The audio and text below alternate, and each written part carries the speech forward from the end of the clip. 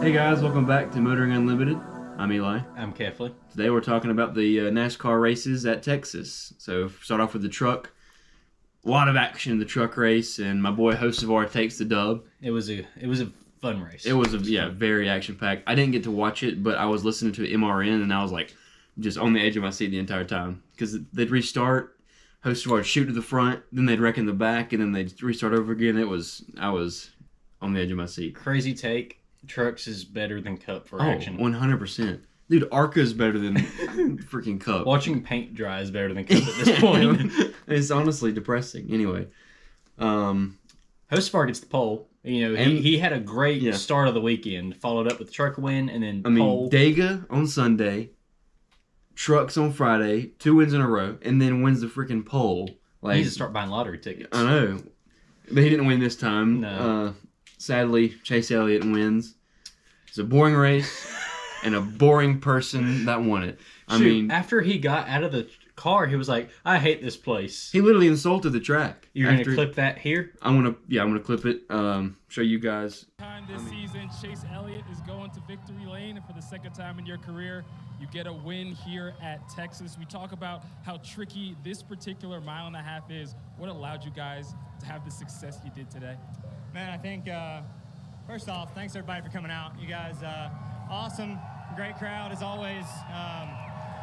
I've not been a huge fan of this place, and I've made that very obvious. So you guys, but, you know, I mean, the dude's like, yeah, I normally don't like Texas. It's like, dude, you won at Texas. He gets out of the car. I hate this place. Thank y'all for being here. We had an okay car. Yeah. Like, you won. I mean, you beat Hamlin, who was the dominant car all day. Yep. Wins the race. We had a pretty good run. I don't like this track, but...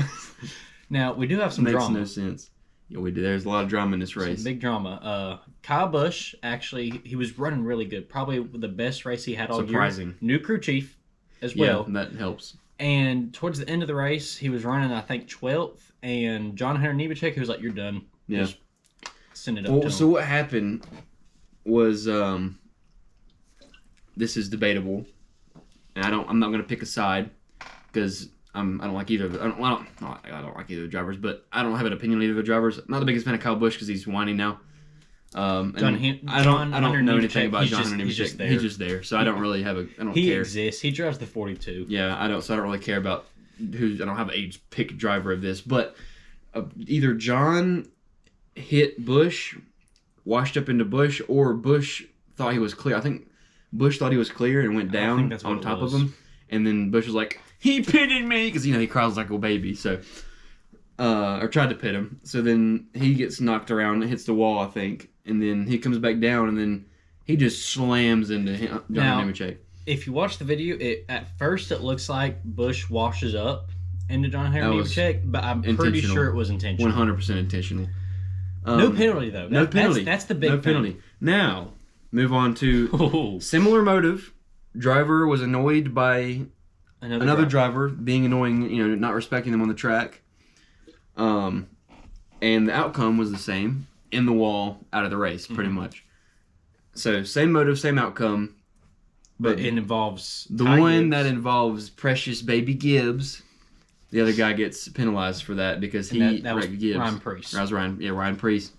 But they said it was premeditated because Preece earlier did say, "Next time I get behind this son of a bitch, I'm gonna put him in the wall." Yeah, he's like once I get up to him, I'm done with him. But was that him saying that in the heat of the moment? Because I think it was. I mean, you could just be like. You could just say something and not mean it. Not even think about it. And it's also even debatable that he even made contact. Yeah. Like, the video, it shows him, he was like... It was a either lightly tapped him or not even hit him at all. He just got right up the track. But I actually want y'all to go watch the videos yourself. Yeah. Because the only way for you to really understand is to watch it yourself. You got to watch it and just see the BS that NASCAR does. And then they penalize Preece... 25 points. 25 points. $50,000 and 25 points off of the NASCAR points list. I don't even have $50,000 to my name. So, I mean, to these guys it might be pocket change, but yeah. $50K is still good. I mean, that's like a newer car.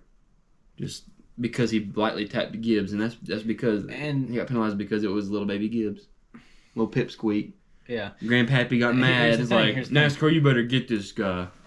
Joe Gibbs does have a lot of pull in this sport. Oh, yeah. It's like royalties. So you mess with them, you get messed up. Do you think it was like insulting the British crown? Yes. And now that their feelings are butthurt, you will be hung on Times Square? Yes. That's literally what it was. That's a good way to put it. So, there's that. It's definitely, I don't think it's fair at all, but I like Ryan Preece, and you never see him mad at anybody. He's usually the most chill guy. He won at Bowman Gray. He's just like, I'm happy to be here as long as my car doesn't flip. He doesn't make the news. He's never in crazy fights. He's like, well, the only time he does make the news really is whenever he runs up front with the RFK group because they're doing really good this year. I got some hope for him to get a win. Yeah, they get a win this year. Definitely. Also, Ryan Preece is known for flipping at Daytona. He's flipped like 5 different times. What is it with Ryans and flipping? Ryan Newman. They call him No Deck Newman because of his flip. And then Ryan Newman leaves NASCAR. And then Ryan Preece, what do you know? He comes in and flips it. Well, Ryan Blaney don't flip a whole lot. Yeah, he don't. I mean, he flips the car around when he's doing donuts in Victory Lane, but... Yeah. And there was another Ryan, I forgot who it was, but he flipped as well. Back in the day, as an older. Yeah, there's been a lot of Ryans. Yeah. That's really all there is for the race. Not a whole lot to cover other than the drama. The drama, then it was mainly boring, and then... One of the most boring drivers won it. So, anyway, and we do have some sad news. Some sad news for the car community. The founder of 1320 Video, Kyle Loftus, lost his life Tuesday night unexpectedly. I'm not going to go too far into what people are saying, what happened, but people think that it might be complications with his wreck that he had a couple months ago. I don't know. It's sad to hear. He's the one that gave Cletus into NASCAR. He's the one that got him started. Yeah, he hired Cletus to be his social media manager because everybody was kind of older, didn't know how to work social media because it was new back then. It was like 2007 or something when I started this. So they're hired Cletus, and he's like, you can work our social medias. Here you go.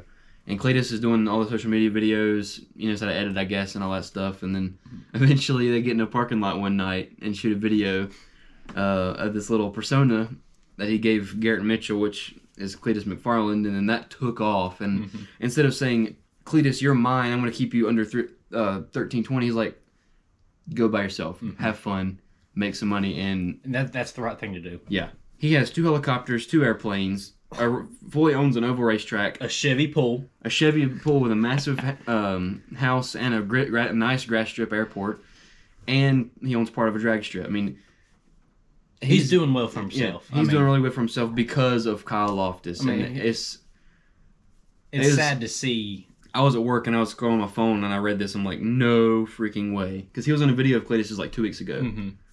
And he looked fine, but you never know what's going to get you, and you never know when you're going to go. Yeah. So live life to the fullest. That's right. And I see people already saying, how they have do it for Dale, be like Biff, and then they say smile like Kyle. Yeah. I'm already seeing that around, so I guess we'll hate to end on a depressing note. Yeah. But that's all we have for y'all this week. Yep. Thank y'all for tuning in. We'll see you next week.